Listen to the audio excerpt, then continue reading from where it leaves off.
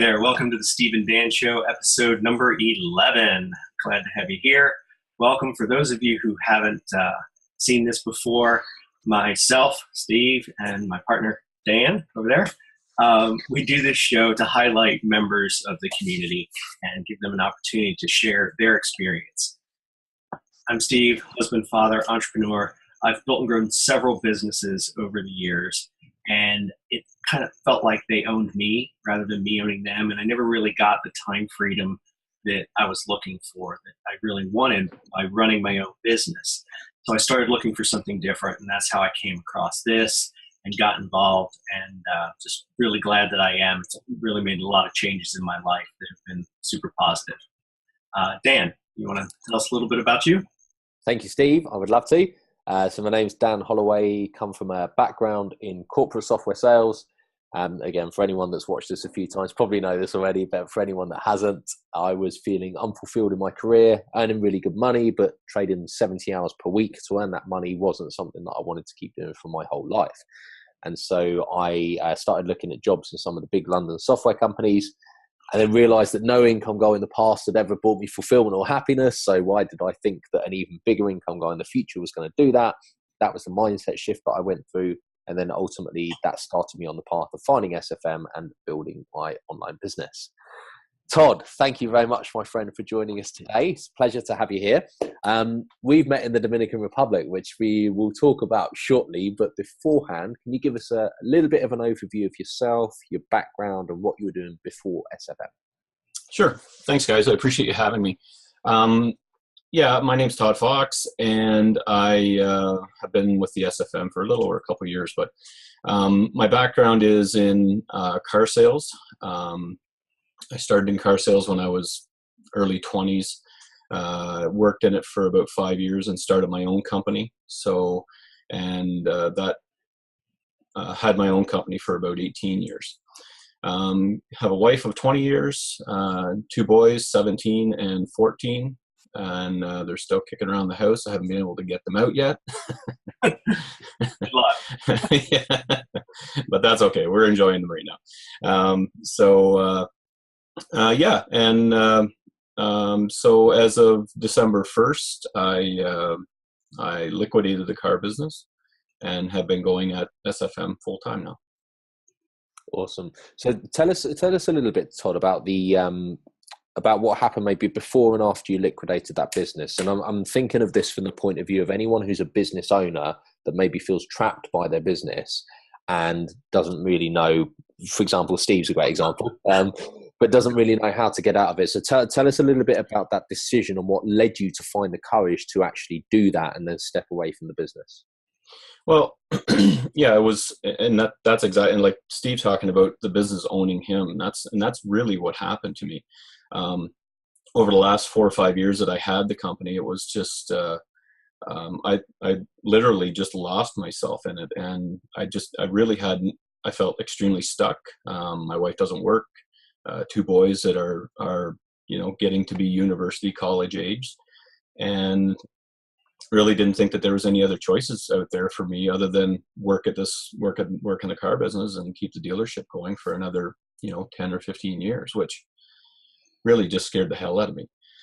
And so I was looking for a way out, and I caught an ad on Facebook one day, and it was of SFM, and that's basically how I found it. And it really just right off the bat, it gave me a feeling of that there was something else out there for me, I'm not trapped. And so that was the amazing part for me. Now it took me a while to get through it all. Took me a couple years. What I tried to do was, after I joined, I tried to make money in the company, which I did a little bit with SFM, but because I was in such a state with my business and wanting to get out of it and just being lost in it, I really found it tough to, because I would go to work, dreading going to work at the car business, come home and just having the crap knocked out of me all day by this, and then come home and try to work on this for 3 or 4 hours. I couldn't do it. So it was kind of a trifecta last summer about this time.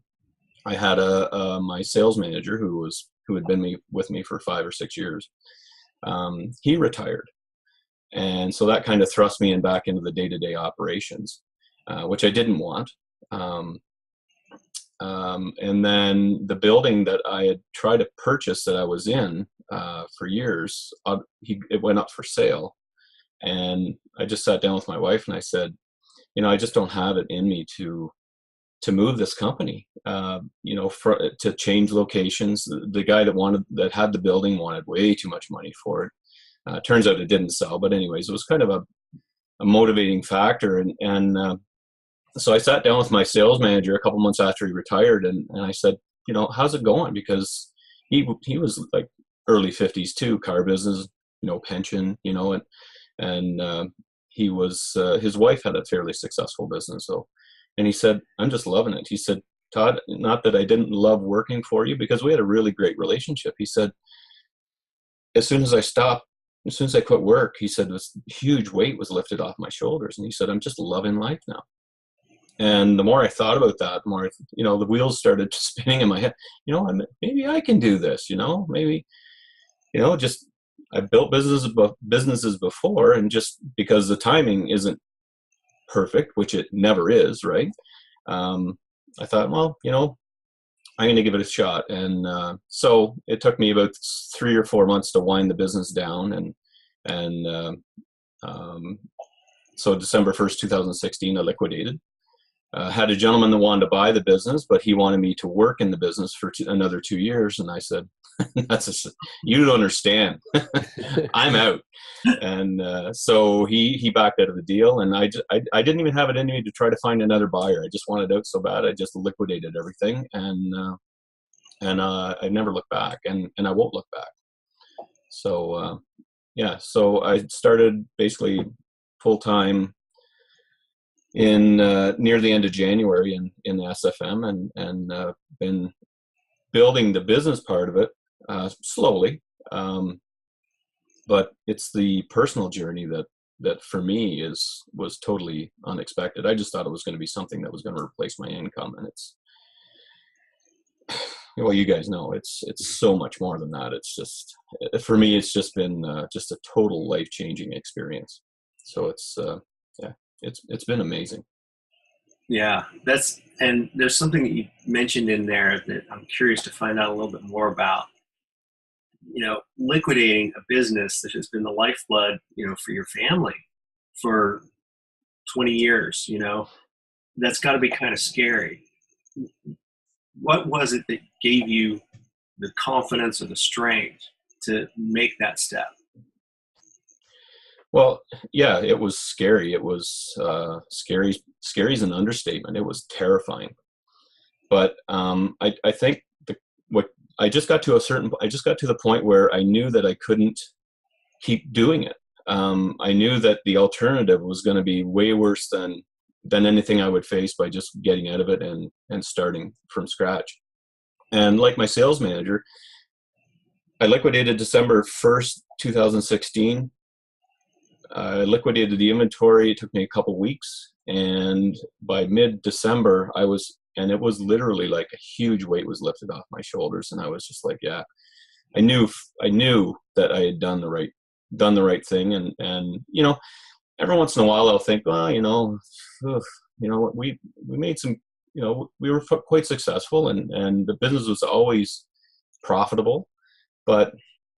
And you go back to that, right? You get these stories in your head, and you go back to, maybe did I make the right decision? And then I think back, I just put myself back to where I was, last summer at this time, and I think, oh yeah, like everybody around me says I've changed so much, and for the better, and so it's and my kids, the change, just everybody that knows me, and especially people that haven't seen me in a while. Well, number one, I've lost 33 pounds. People that haven't seen me in a while, it's just like, have you been sick? Like, what's going on? It's just like, no, I just, I lost some weight. I got rid of my car dealership. That was the first thing. And then things just started to roll into a line. So I'm really happy with the decision I made. That's awesome, Todd, and that's really cool. And you mentioned then about you kind of reached that point where the pain was so much that you didn't want to keep going down that path, and that sort of forced you into action down a different path, and then from there, everything changed. So you mentioned there about well, Steve touched on the business being the lifeblood for yourself and your family, and you also mentioned about your wife and the support that she gave for you in this early stage. So what would you say to somebody that is, let's say, in a similar situation? They maybe have a business, or they've got an unfulfilling career and they don't want to keep doing it. They want to change, but maybe they're fearful or reluctant of bringing this up with their other half, their wife or their husband. What would you say to someone that's in that situation, and how would be maybe, a good way to sort of help someone progress through that fear and then move forwards as a team, as a unit, as a family? Well, it just, I mean, marriage in general just comes down to communication, and my wife knew that for the last 3 or 4 years that, this is, it wasn't an ideal situation for any of us, me, my kids, my wife. And so she knew that something was going to have to change. And so, I would say just communication. Because the end result is going to, if you're totally unfulfilled in what you're doing, or if you feel trapped, getting out of that situation is never a bad decision. You can't make a bad decision by doing that. And then you just have to fall back on trust in yourself because I'd started a business, or for people that are getting out of a job that's unfulfilling, you've started jobs before. Just have trust in yourself that things will work out. And I would, in my case, it did. And I think for a lot of people, unless you're jumping from job to job to job, if you stay with something, put your heart and soul into it, you can't fail. So that's that's a great point. Stick with something, put your heart and soul in it, and you can't fail. That's great. You mentioned a couple other times and just now about having doubts. At times when you've had doubts, is there one particular thing that you come back to get you past that? Because earlier you mentioned that you're thinking about, maybe that business did make me good money and maybe I should go back to it. Did I make the right decision? Those sorts of doubts. And then of course the other doubts we just talked about, can I do this business? Will it work? Can I make it work? But is there some saying, some tool or some process that you go through to get past that stuff? Basically, Steve, all I do is I put myself back in the feeling that I had when I, a year ago, or, a few months before I liquidated the business, and how unhappy I was, and what I was going through to get through the day, and things that habits that I had that weren't necessarily great habits to have for anybody. I would go and I would have a couple beer at the pub, and then to try to forget the problems of the day, and then all of a sudden you wake up and the problems are still there the next day. So basically what I did was I put myself in a situation of feeling the feelings that I had when I had the dealership and the feelings that I had since I've gotten rid of it. And there's just no comparison whatsoever. It's just my life has done a total 180. So it's been let's talk about that 180 a bit more then. So since coming in SFM, I think we can all tell that's been a huge part of your transition from there to who you are now, not just where you are, but who you are now. Was there a defining moment for you? I mean, I know in Dominican Republic, obviously we met and it was such a powerful event. Was that one of those moments? Was it before then? What was really the shift in yourself, Todd? Well, for me, I mean, there's been so many. I mean, it's just, just number one, Justin Wolf's had a huge impact on me, and I think a lot of people in this company. He's just such a, he's got such a huge stature, and the only thing bigger than his height is his heart. He's just he's here to serve, and just every once in a while he'll come in, like a couple times he'll just come in and say something. At the event it was fear of failure, and because, and I'd been successful, but yeah, I had, when I started this new business, I had a fear of failure, which I think, which I found out it's fear of failure and fear of not being good enough. And so Justin and I worked on that at that event. And for me too, sometimes I just need to hear things. I joked with JJ at the Platinum event. I said, JJ, I so appreciate the wake-up call, because you sit there and you bang on our heads day in and day out about the same stuff. And I said, I just like to pride myself on, I only need to hear things 100 or 200 times before I get it through my head. So, and that's what he does, I'm right? not It's the just no, Believe it or not, no. That's so good to know.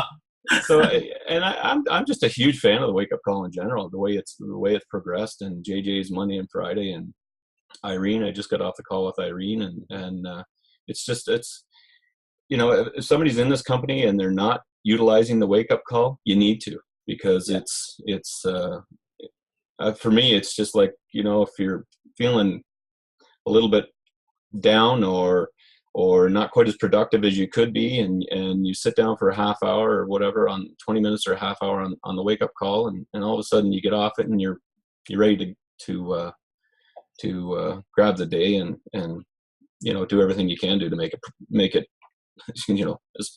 as productive as possible. So yeah, I mean, it's been a couple. I mean, Stewart's. There's just been so many defining moments, and if you just and the key is to listen, and when you hear, like, I've got Post-it notes. You can see my desk right now; it's a mess. I got Post-it notes all over this desk of, oh, wow, I got to write that down, and just write it down, and then ponder over it after the fact, and find out how it pertains to you. And that's been a huge part of my progression personally. That's great. Yeah, I completely agree about the wake-up calls. I love those. I missed it today for reasons we will not discuss here. So mindset shift and goal setting. As a business owner, you've got to plan. You've got to look to the future and do the best that you can to plan for it, that sort of thing. And obviously, it's maybe a little different now that you're running this business versus a car business. You still need to look at the future. But my question is more about your perspective, your mindset, and maybe the size. When you think about goals that you were thinking about 3-5 years ago versus how you look at yourself now and the goals that you're looking at 3 to 5 years from now, how are those different? How has the mindset shift that you've made in the last year or so, 3 years that you've been working with the SFM, how has that mindset change affected how you look at your future? Well, that's a great question. And my goals when I had the car business were always money related, sales related, monetary things, bigger boat, bigger house, continually. And since then, my goals have changed to, get my goal card out right now. It says on it, basically I want to help 20 people a month get out of the situation that I was in. And I know if I can do that the rest will follow. And, and maybe take that to 30 people and 40 people and hopefully 100 people a month. And that's what really jazzes me about this business, is being able to help people the way the business has helped me. So. Yeah. Mate, that is so spot on. And I want to touch on that for a second, because I had a really similar experience with this when I started with SFM, obviously coming from a career in corporate software sales, everything was the same. It was monetary, it was sales revenue. My entire life revolved around hitting targets every month. That was what I did. And when I came into SFM, it took me quite a while to lose that mindset. It was still monetary. It was still, I want to figure out how I can make X amount of revenue in the SFM business. But the problem with that is when you're focusing on trying to make money, you're not focusing on helping people. And like you say, the transition, when you go through that mindset change, and instead of saying, I want to try and get 5 grand, 10 grand, 20 grand, 50 grand a month out of people, you say, how can I help people to move forwards and improve? When you help someone and you give them so much value that they can use that to change their life, they will come to you for continually for help, because you're helping them have such a positive impact on everything. And that for me was just a huge shift in focus. And when I shifted that focus, the results in my business very quickly started to follow. So Todd, it's amazing that you've come to that same place as well, and that you've actually got that in your goals to help those people. So well done, my friend. That's awesome. Yeah, thank you. And not an easy transition. There's like, the car business, vulnerability. Like you want, in SFM, you want to try to be as vulnerable as possible. Car business, you're vulnerable and you get your ass handed to you. Yeah. Time and time again. It's just the fact. Yeah. So, and in that business, you find that your trust was a major issue for me. And if I could trust people that I was doing business with, and a lot of the times I could, but a lot of the times I couldn't. And so that, that in itself is, trust and vulnerability were really, really big for me to try to, because I always thought somebody was coming at me with an angle, right? And that served me well from time to time, but it also didn't serve me very well, because that's, the truth of the matter is most people in life are trusting and just have your best interest at heart. And that was just another part of being lost in the business that I was in. So yeah, huge. I mean, and that was the Black Retreat that really taught me to be vulnerable. Before I went there, I said, I was on a call, I think, with Justin. Justin said, you're just going to have to be as vulnerable as you possibly can. I'm like, vulnerable? Really? Like, that's not going to be easy, And before I got there, I just made a conscious choice that I was going to get as much out of that retreat as I possibly could, and be as vulnerable. And I'm just going to tell my story, and good, bad, or indifferent. This is who I am, and take it or leave it type thing. So yeah, it was a huge transition.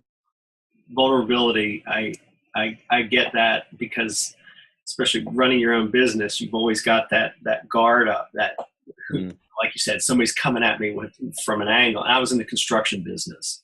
So, we're maybe thought of a half an inch better than the car business. Yeah. Not, depending on the day of the week, contractors have a pretty bad reputation, even though we're not all bad. That's right. But, so people come at you with preconceived notions, and you're like, can't we just get along?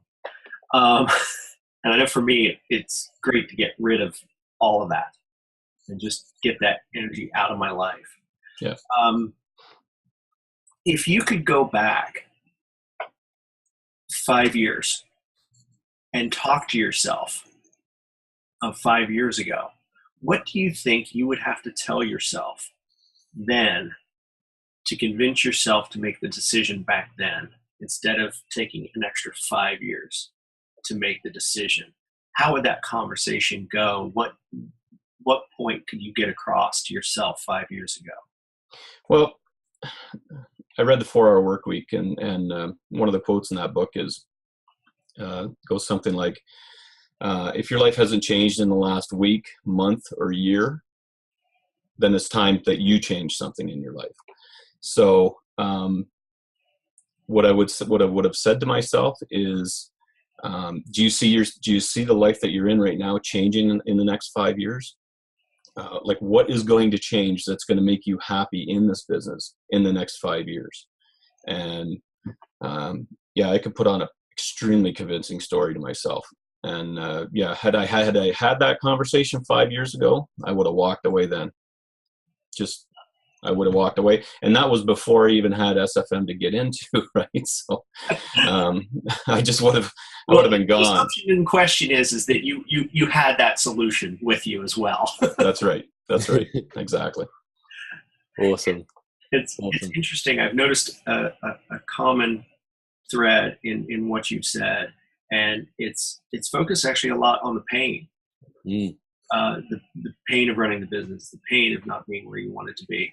And I'm bringing this up because I can so relate to it. You've got that counterbalance of this provides for my family, and I'm good at it. I've made it successful, but I hate it. It's killing me. It's grinding me, and just that feeling trapped. And how do I get out of it? Because so often I think people think that motivating factors are the positives, and yes, they are. But there's probably more often than not, it's the pain that motivates us, that gets us to actually take action. And looking at that honestly is probably what's going to make a change for us. Yeah, no, that's 100% right, Steve, because 55% of people are motivated by pain, about 35% are motivated by pleasure, and the other 10% are like engineers, purely logical.